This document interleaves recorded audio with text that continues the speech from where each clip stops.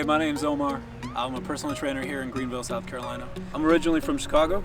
I've been in Greenville for 5 years now, coming up on 5 years. What I do now is coach. I personally train. I help people get fit or, start their journey into getting fit. So in my experience, I've helped people that are college athletes, that are kids, and that are in their later years of life trying to get into it. And what I've come to learn is that there is fitness for everybody. I do it because fitness changed my life.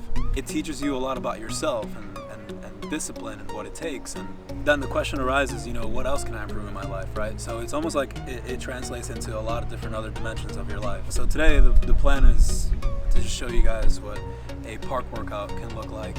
Just using your body weight, maybe using a set of dumbbells, maybe using a water jug, whatever it is you have available. So without further ado, let me show you what I'm talking about.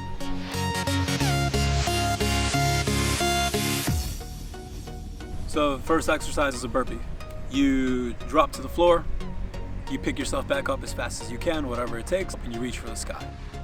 So the second burpee is a burpee where there is very, very minimal impact on your knee joint. You get down to the floor nice and slowly, you plant one hand at a time, then you step back and you step out, then you stand back up, you do a calf raise and you reach for the sky and you stretch your entire body. Push-ups, chest on the floor, your hands go at the bottom of your chest. Your elbows are nice and tucked, you keep everything tight, and you push yourself away from the floor. Now, say the regular push-up is too much, then you'd go into an incline push-up. You'd find a chair, you'd find a table, you'd find anything that you can put your hands on that's not gonna move, and you can practice your push-ups there. So say you've gotten really good at your incline push-ups. Now it's time you put your feet on whatever it is that you had your hands on and try a decline push-up. Now, if you're an absolute beginner, say you can't do the incline push-up, you want to start on your knees for your safety and get going, see how many you can do in a minute. Like any exercise, you can get fancy. If you're really good at push-ups and you've mastered the push-up, I think it's time to create some power and do a clapping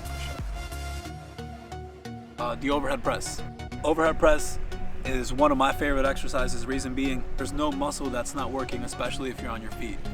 Now, if you're somebody that, has issues with going over your head, then you'd go try to do a horizontal push. Horizontal push is a fancy way of saying push forward.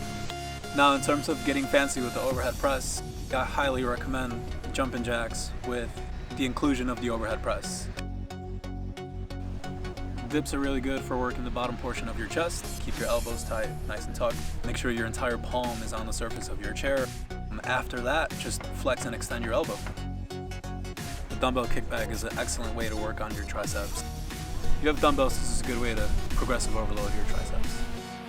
Squats, one of the 3 big lifts. So what a squat looks like is basically bend your knees, proud chest, up and down, make sure your knees are behind your toes.